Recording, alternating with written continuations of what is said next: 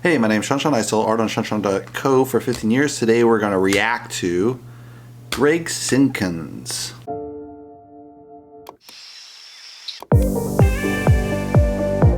So he runs a channel called Greg Simkins Art on YouTube. Let's look at the homepage. On YouTube he has a really nice display of a lot of different animal art and kind of fantastical surrealism, it looks like he does. For his logo, he has kind of him painting, which I would probably do a face or something a little more recognizable. That could be any kind of hyper-realism, surrealist kind of painter, so you don't know who it is exactly, unless he only paints rabbits, which I think he paints a variety of animals, so that isn't very distinctive. For his league connections on top, he has his webpage, which is good, Instagram, a web store, and art supplies. So I would probably just have one link. That's what I do. I think I recommend that more. I mean, he has more popularity, but I think if you just have one link, people are more likely to click on it versus 4 links. They might not click on anything, but one link they'll definitely click on. He has an intro video, which I think is one of his more recent paintings, which is a good way to start. He has one of his playlists, uploads, past live streams. He has Essential Crayola. He doesn't have a popular uploads. I'd probably put that #1 and put that at the very top. And let's see if he has the other playlists. He might be able to, he only has about 4 playlists, but he has a lot of videos, so I'm assuming he could probably fine cut the videos, I think, a little more into different themes to add more to the homepage, because you can do about 7 or 8 playlists on the homepage for YouTube. So this is a pretty decent homepage. Obviously he's very talented, but I think you could add a little bit more on the playlist. So let's go to the first video. This is called Time-Lapse Custom Painting with a myriad of animals and creatures to memorialize some beloved pets. So he has his logo pop up. That's pretty smart. 2 blank canvases. Doesn't have a headshot. Has a little bit of music in the background. This is 2 years ago, so it is more of the popular one. So he's kind of adding a layer in there. Now he's time-lapsing, goes faster. So a lot of artists like enjoy Crayola. I like that. That's pretty cool, slick.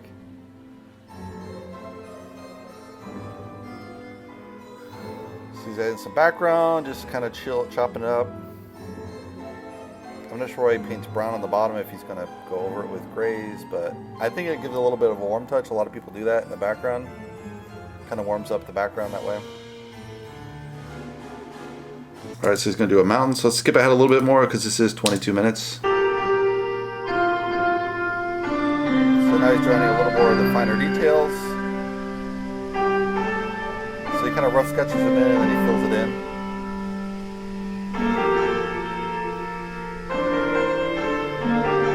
I'm not sure why he hasn't done that shadow area yet, but... And he's a little bit of real time in there to make it more interesting. Let's skip ahead a little bit. Give it an hourglass. Obviously very talented here.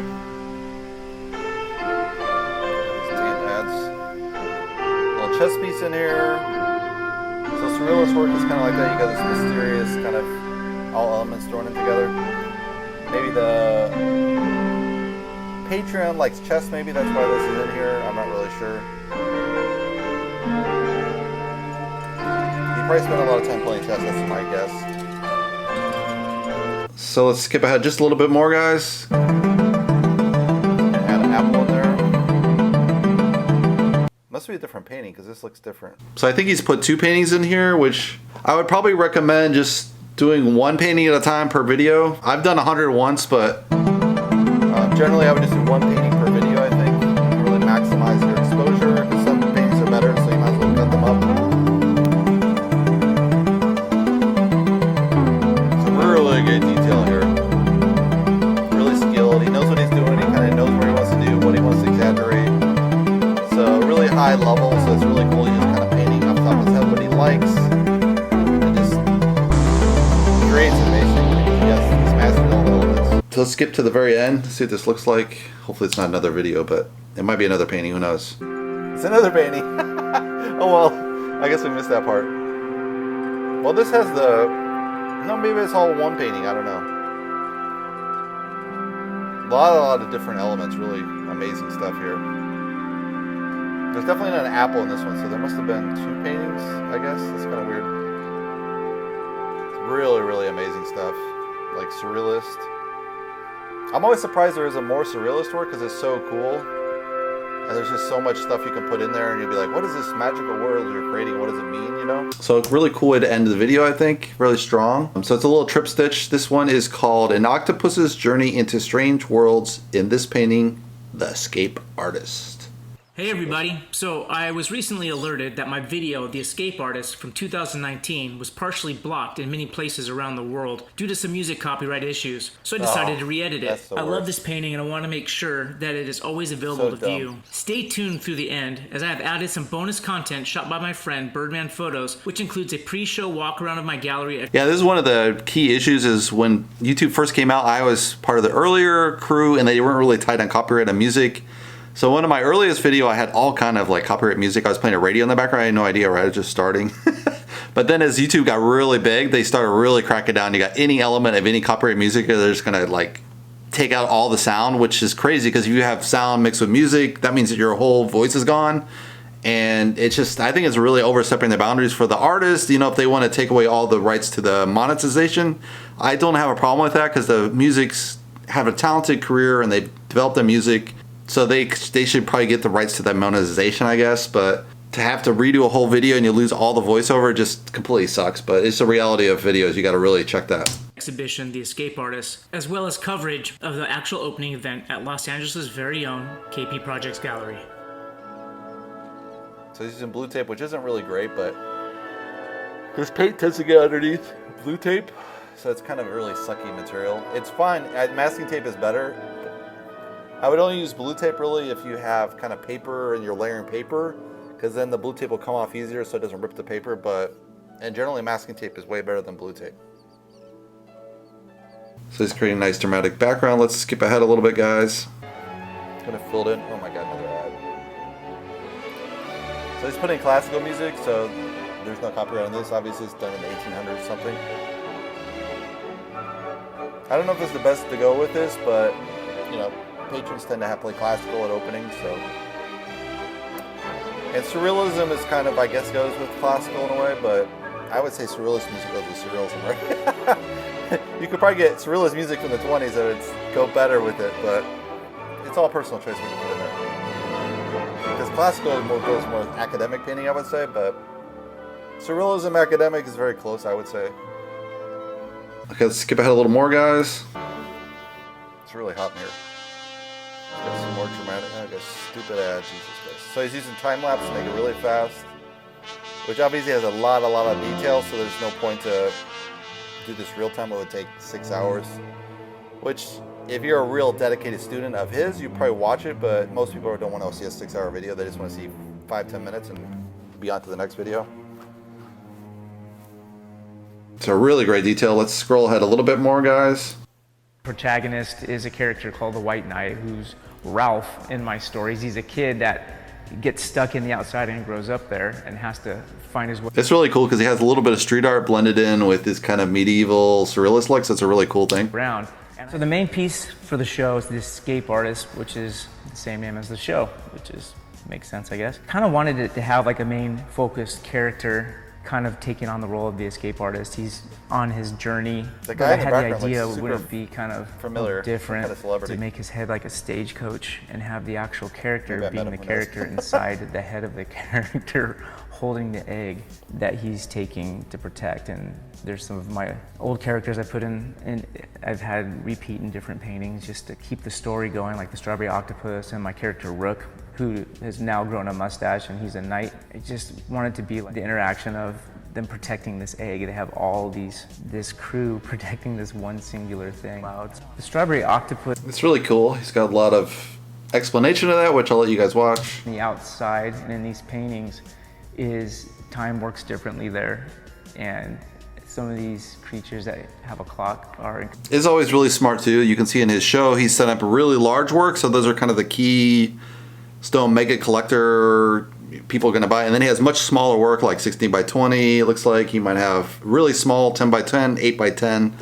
So probably the 8 by 10s he's selling maybe 50, 100, maybe 200. So really like beginner level collectors. And then as you scale up, it gets like 500, 600, 1,000, 10,000, whatever. But he has kind of a broad spectrum on the show. So that's a really smart way to do a gallery show. All of that time. Obviously a lot of people, so very successful, at least as far as the amount of people that showed up.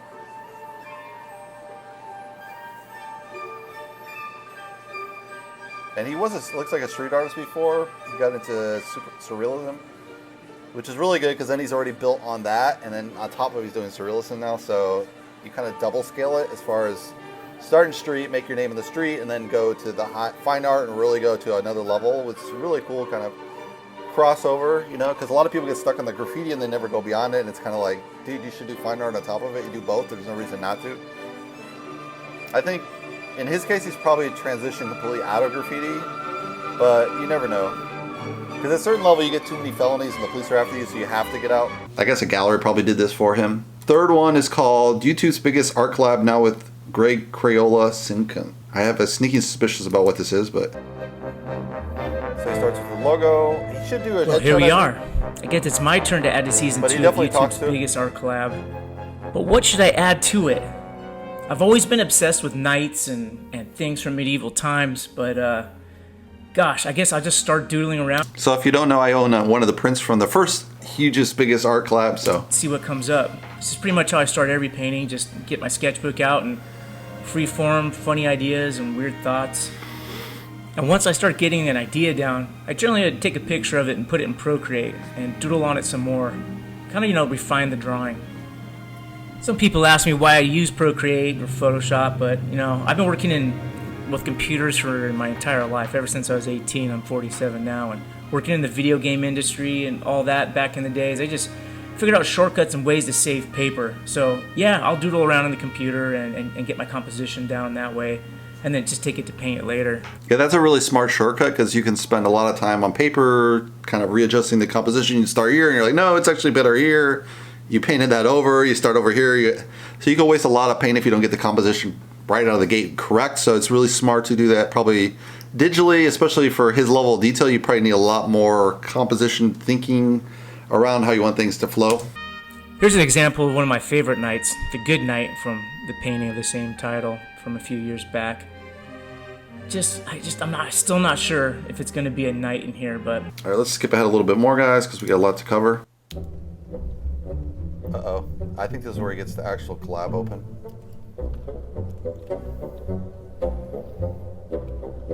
Uh-oh. What is it going to look like, guys? Ooh. This is super badass, man. It is some of the same set of artists, but it's super badass. So this has been passed around by multiple artists. But one artist had the idea and then kind of connected all his really big YouTuber art things, and now they're all filming on YouTube, so it's super cool because you're all sharing audiences across. Hold up. No, what? Just kidding. I always put a surface of matte medium down before I start painting. Makes the paint go on like butter. Alright, I'm gonna shut up now. That's pretty cool because it's pretty finished art. Like, I would just paint on the corners I was given, you know? So that's kind of dangerous, I would say, but it is right. If you put some kind of medium down, especially like acrylic, you can really make it go down. Oil, you don't have that issue so much, but if you're painting all acrylic, then you definitely have that issue. And probably my suspicion is it's all kind of acrylic based or water based, at least, so you can paint fast. Because if it was oil, it would take, I don't know, take like a year or two to pass this around. You have to wait a week at least every painter, so it could be 5-6 weeks per painter. But this way you can do each layer probably a week and then edit the video center. So you can turn it around every week per artist. Let's skip ahead a little bit more, guys. This is pretty interesting, but... So he's adding a little rabbit in there. Oh god, this stupid ad. Just slow down a little bit of real time, so that's kind of good. You probably could do a little bit more switch up between real time and time lapse. He's doing a lot of time lapse. I do a lot of time lapse, but I usually cut my time lapse so you don't see the brush leave. You just like one stroke or next stroke. Which creates kind of a magical effect.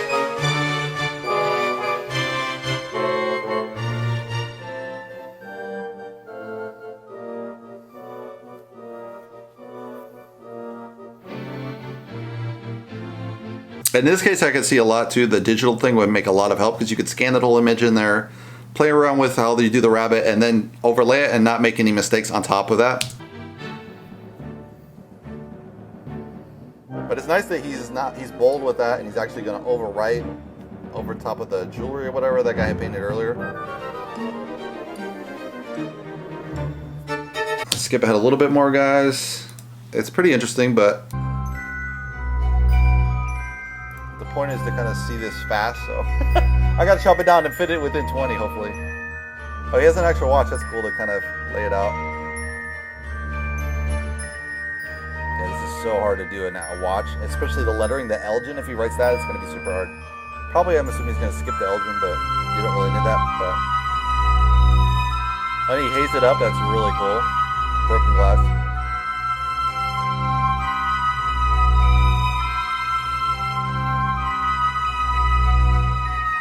Wow, he gold layered on top of the white and black. That's pretty cool. So he got his kind of tonality right, and then he overlaid it, and then he's come back a little bit of the white highlight.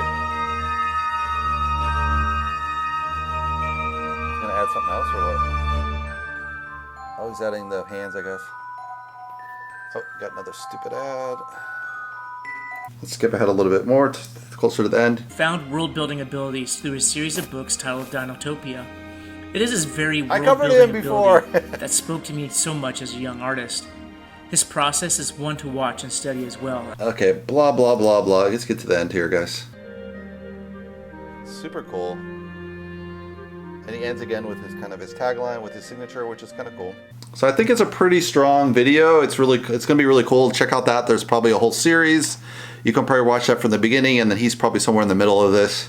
They might have probably 3-4 artists to go, so probably in 4 weeks you're going to see the final copy. But you can go back and figure out who started it. I want to say it's 1000, but I can't remember if that's 1000 or Kipto who started it. So this is a website. You have his collection of art across the top. You have a pop-up list. Get $10 off your first print order, which is okay, I guess, but it kind of like you're discounting right out of the bat. It's not super smart unless you need to. Especially his level, I can't imagine you really need to discount because you're so damn good. But so I guess his street name was Crayola. That's why he was talking about Crayola. That used to be a street name, what he wrote. Obviously, he's into kind of surrealism. I like this simple banner where it's just kind of scrolling through the art. You don't have to look. Just a nice, cool way to see the art without thinking about it too much. So he's 75. He's actually 4 years younger than me. Already way better, but oh well. He's probably in the art longer, so that's how it works. So he's an illustrator. So some really cool stuff. He's got a gallery. Let's see what the gallery is. It's going to pop up. Rabbit season. So I guess he has a couple of his rabbit collection. He has a video in here, which is really smart. You can kind of see him actually doing a little video off YouTube. So that's really smart, I think, to embed. I usually do that with all my styles. I have kind of a sample video included. That's always really smart. He has paintings. This is probably more broader based, I'm going to guess. Yeah, so this is just a little bit of everything. These are off Pinterest. So he's doing Pinterest. I guess you can put Pinterest and save it in there, which is kind of cool because then they're saved. And then, so if you have a Pinterest account, it links to the Pinterest and locks it for you to buy later, think about. So he has a print edition that's kind of come out. It's not out yet. He has media, so several interviews and stuff. That's pretty good. He probably could have links to this. Oh, he does. Some of these have links, so that's really smart. You probably want to save those off because sometimes those media links go dead, like a publication goes under. So I would just download those yourself and have them off your own website. You can link to the original, but if it deadlines, you at least got the original. He's got some stickers that he used to sell. So he was definitely big into stickers before, and now he's probably much more into this surrealist art. Yeah, so I think it's a really cool artist. I like his website. I think it's pretty straightforward. It has a shop, about, gallery. Obviously, most of his paintings are going to probably be sold in the galleries, but he's doing it kind of his low-end prints. You can buy directly from him. So that's kind of cool because you're still reaching the fans of the beginner collectors at the lower price range. But he's dealing with the gallery for most of his large work because, at his level, that's probably how you would sell it. It makes sense to sell it that way, I think. And you can kind of farm off selling your large work. You don't have to deal with everything, especially if it doesn't move as fast as you want. But yeah, I think it's a really pretty cool artist, pretty good website. I would just add a couple more playlists on the homepage, but otherwise pretty good YouTube page, I would say. Obviously very well talented, which is your highest criteria when you want to be an artist. So obviously an artist to follow. Hopefully you guys give me a thumbs up. If you'd like to see more, you can subscribe below. And I'll see you in the next Artist React video. Thanks for watching, guys.